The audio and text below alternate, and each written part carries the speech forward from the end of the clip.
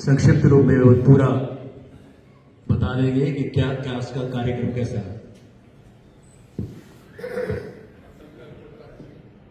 सबसे पहली बात तो यही कोशिश करेंगे मुझे हमारा जो अभ्यास रहा ना काम का जुडिशियल ऑफिसर, हम 2-2 घंटे बहस सुनते थे, झगड़े सुनते थे और बाद में 2 मिनट में फंसे रहे वो हमारे निकल कभी ना ज्यादा बोला, सुना बहुत है सर, इतनी ही सुना। सबसे पहले तो मैं हमारे जो ग्रोवर साहब हैं मधुकर दिल्ली जी को मैं साधुवाद देता हूँ, बड़ा सुंदर प्रोग्राम किया इन्होंने। इनकी हिम्मत, पिछले महीने थोड़ा प्रॉब्लम थी तो मैंने कहा मत कीजिए, कोई सेहत पहली चीज है। बाकी जो आज बोले हैं लोग, लगभग मैंने देखा है लगभग 18 लोग बोले। एक तो परमजीत जी हैं, अरिहंत जैन जी हैं, शिल्पा जी हैं, शालू जी हैं और मोनिका मासूम जी, इनका ख्याल बहुत ही अच्छी रचना थी। मधु जी हैं और प्रतिभा सप्रा हमारी श्रीमती जी जिन्होंने माइये बोले, और प्रवीण गोरा प्रजापति, इनकी भी बहुत अच्छी कविता थी। इन्होंने नारी की अस्मिता है उस पर प्रश्न उठाए। और हरभजन सिंह देओल हैं, ये भी अच्छा बोले, इन्होंने भी दोबारा भी बोला आपके सामने। अमन देलवी जी हैं, ये इनका असली नाम था भूपिंदर सेठी है। और अनिल कपूर जी, इन्होंने तो बहुत ही कमाल कर दिया, इतना अच्छा गाया, मतलब आनंद आ गया। श्याम सुंदर जी, इन्होंने भी अच्छा अंदाज, जैसे है उनका अंदाज ही अलग है। और मधुकर देलवी जी खुद तो इन्होंने 3 बार बोला है, बहुत बढ़िया बोले आप। कभी विस्तार होगा समय तो फिर इसकी समीक्षा करेंगे डिटेल में।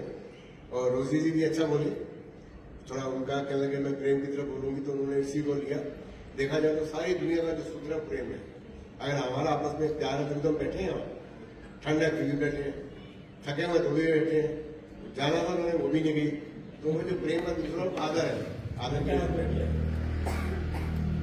और रामचरण तुत्रानी जी, इन्होंने भी अच्छा बोला, पत्नी, धन्यवाद। और उसके बाद सलील साहब बोले।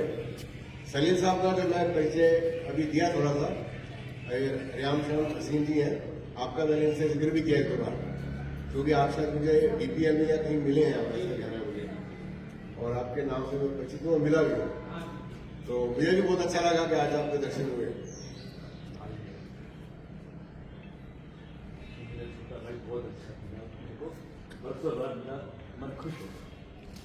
और जब इनसे परिचय हुआ हमारा अभी 3-4 महीने पहले सेकंड ईयर में, तो फिर रिश्ता हमारा निकला 7 साल पुराना। तो बड़े कहते हैं पिता का नाम ये था वो था, मगर सब जानते हैं, तो बड़ा अच्छा लगता है। तो सलीम साहब ने जो है आपको जान के खुशी होगी, इनको साहित्य अकादमी का अवार्ड भी मिला हुआ है बेस्ट ट्रांसलेशन के लिए। और इनकी जो किताबें खूब कई जगह जाती हैं।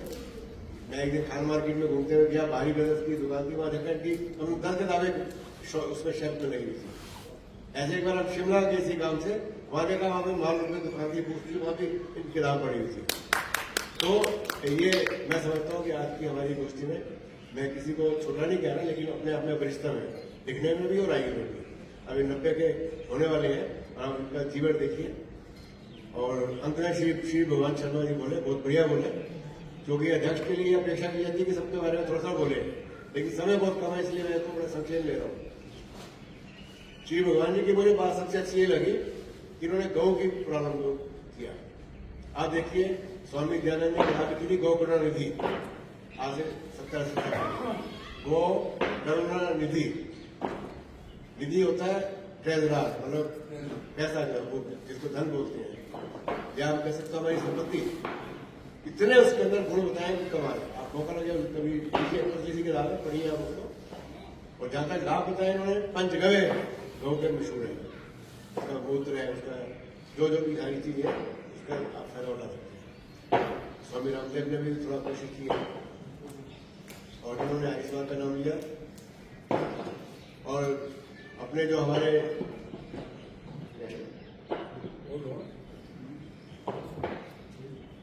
ग्रोवर साहब के लिए मैं शेर दोबारा सुना चाहता हूँ कि आपकी जो हिम्मत है ना, आप देखिए 10 बार बैठे हैं, फिर खड़े हो जाते हैं, फिर बैठ जाते हैं, फिर भी कर रहे हैं ये।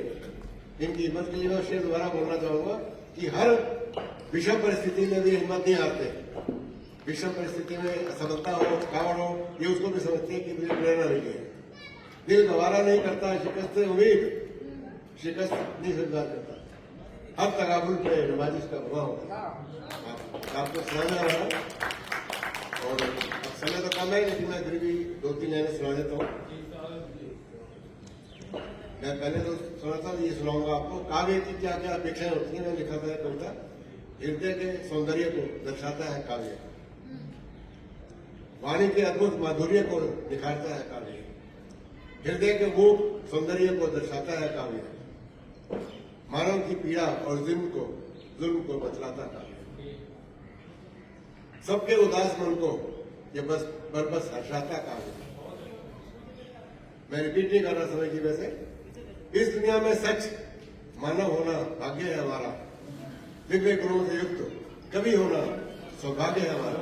ये सब बैठे यहाँ पे, ये चुने हुए रत्न समाज के जो रत्न है, क्योंकि सोचते हैं, मनन करते हैं, फिर उसको अपना काव्य में भाषण में कहते हैं। योगियों का कुछ पहला वीरे से उपजा होगा गान, तो जो वीरे है, जो दर्द है, वो आदमी को कवि बनाते हैं। इस दुनिया में सच मानव होना है भाग्य हमारा, दिव्य गुणों से युक्त कवि होना सौभाग्य हमारा, अज्ञान अभाव से संघर्ष करना सिखलाता काव्य, अन्याय को लोहे के चने दबाता है काव्य, निराश व्यक्ति के अंतर मन में आशा जगाता है काव्य, उदास वादियों में फूल का उत्पन्न महकाता है काव्य। अंतिम पंक्ति है, इसमें एकदम निचोड़ दे दिया। आदर्श की महत्ता जीवन में है रेखांकित करता काव्य, दिव्य जीवन से स्वयं इंसान बन जाता महाकाव्य। अभी मैं इसमें 2-3 पंक्तियां और सुनाऊंगा, क्योंकि रामश्याम जी बैठे हुए हैं, तो उनके लिए मैं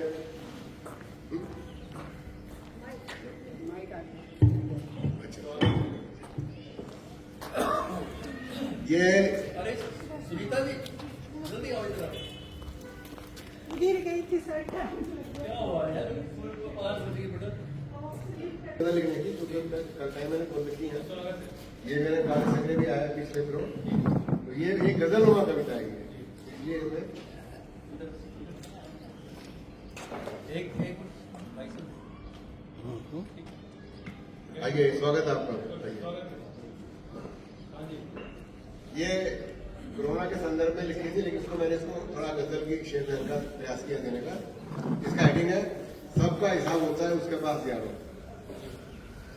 यही तो जिंदगी